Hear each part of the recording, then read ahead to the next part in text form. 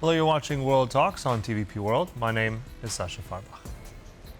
With Ukraine expanding gas imports from Poland to stabilize heat and electricity during a harsh winter, Russian drones equipped with Starlink satellite systems are intensifying the conflict.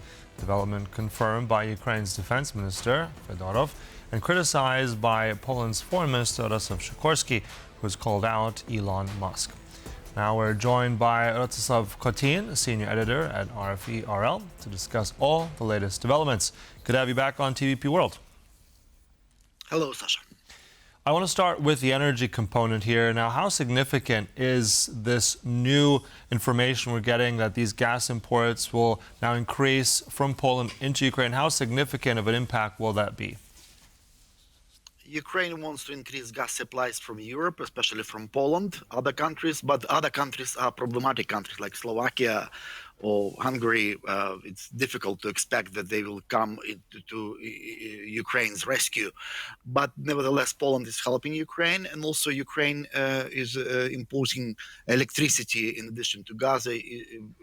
Importing electricity from the European Union because Ukrainian electricity grid is connected now with the EU electricity grid. So it's kind of also EU gives Ukraine a helping hand to somehow overcome this severe energy crisis caused by constant Russian missile and drone strikes against Ukrainian energy infrastructure.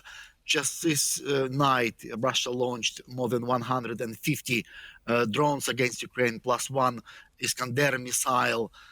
So the situation is extremely difficult. People are living in almost total blackout, especially in this huge apartment blocks in big cities like Kiev. Kharkiv is experiencing problems with electricity, heat, and energy. Odessa also was hit this night, and port infrastructure. Train in Kharkiv region was hit and damaged, and people were injured. Dnipropetrovsk region in eastern Ukraine, the region with which borders the war zone, was also hit by Russian strikes. So Russia trying to hit Ukrainian energy infrastructure to kind of give Ukrainians a harsh time.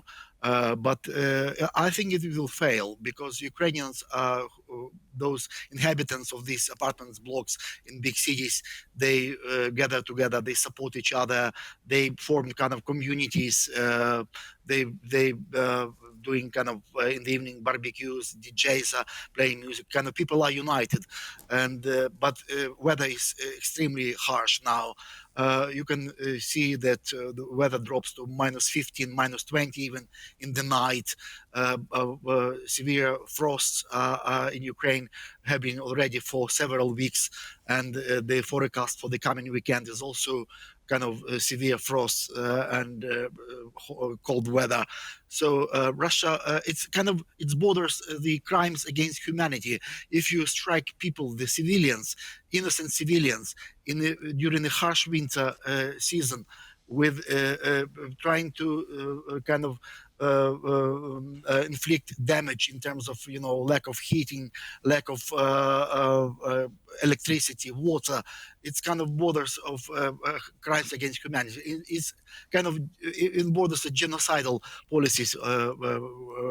What Russia is doing against Ukrainian and civilian population. On that, Rostyslav, also I think what's worthy of noting as well, Poland helping with this grassroots campaign, this warmth for Ukraine, raised by civilians. I think around over €1 million, and these generators, as I understand it, have now arrived in Kiev. So can you just tell me a little bit more how critical that's also helping the local population, as you mentioned?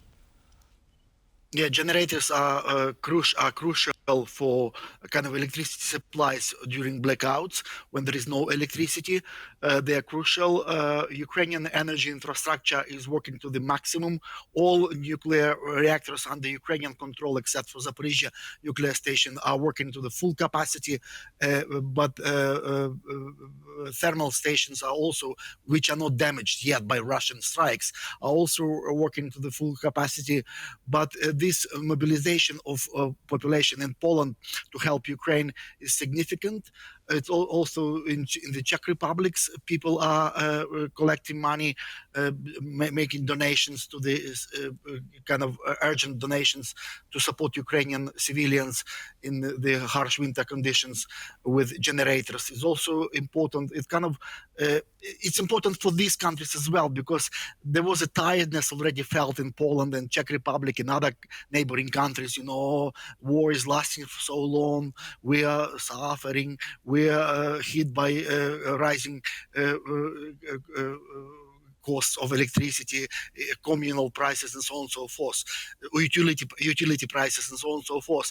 But now, if you look at Ukraine, what you're suffering in the Czech Republic or Poland are nothing compared to what Ukrainian civilian population is experiencing in big cities. And on that note, I want to just ask what you said earlier. You mentioned also war crimes, akin to war crimes. Now, this is actually also the same message we're hearing now from Radosław Sikorski, who has now called out Elon Musk, the tech billionaire who owns Starlink, because, as we mentioned there in the early beginning, we have new information from the Ukrainian Ministry of Defense that there are now Starlink terminals being used by the Russians. Now, this is a new development, but what do you make of Sikorski's comments there, and what could this mean for Starlink and the real impact of why this matters also on the ground? How the Ukrainians combat this? What advantage does it serve the Russians if they're using Starlink? The thing with Starlink is quite, the link of Ukraine with Starlink is quite significant. It's been already for many years. Ukrainian armed forces are using Starlinks on the front lines. It's probably the only way to get internet access, to communicate with your relatives, with your family members, saying, I'm fine, I'm doing well, and something like that. So that's one thing. Second, that when there is no electricity, it's difficult to recharge your phone, to have internet, and Starlink provides internet connection to civilian Ukrainians. These communities are communicating between them in big cities, like supporting each other. It's probably the only way to get information when the electricity will be back. If you have a blackout, you have to have information from the Ukrainian government and local authorities, from mayoral offices in different Ukrainian cities, when there will be electricity again, for how long, 3 hours, 4 hours, and so on and so forth. The Starlink is indispensable for Ukrainian military and both civilians. The information about Russia using Starlink, that of course kind of unpleasant feelings among Ukrainians, that Russia should be not using Starlink and should not be using services of Elon Musk company for their own needs. It's just for a country which suffers from Russian aggression, for Ukrainian civilians and for Ukrainian military, Starlink, not for aggressor. Mm-hmm. Yeah, and I think also on the technical term here is that apparently the Starlink terminals, if they're being used, they're harder to jam. So how do you think, if that's the case, how more devastating would those kind of attacks be against Ukraine if the Russians continue to use Starlink? Russia wants to Ukrainians not having electricity, water, heat, Starlink, internet. Russia wants to break the spirit of Ukrainian nation now. Especially it's coincide with peace talks. Russia wants Ukrainian population to be broken.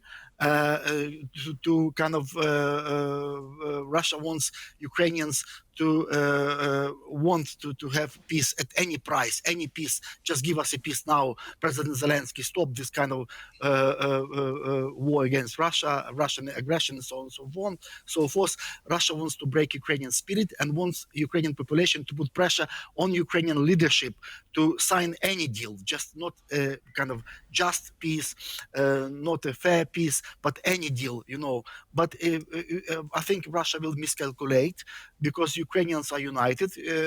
Ukrainians are for peace, definitely. They want peace. They're tired of war. It's almost 4 years already of war, but nevertheless, Ukrainians want to see a peace, a fair peace, not just any peace at any price, but they want Ukraine not to make any territorial concessions to Russia. They want a fair deal, not just any peace. And Russia will miscalculate in trying to break the spirit of Ukrainian nation and the spirit of Ukrainian leadership. All right, so thank you for all those updates there. Really interesting stuff. Rostyslav Khotin, Senior Editor, RFE, RL's Ukraine Service. Thank you. Thank you. And thank you for watching. That concludes World Talks, but stay right here on TVP World for news and commentary. Goodbye.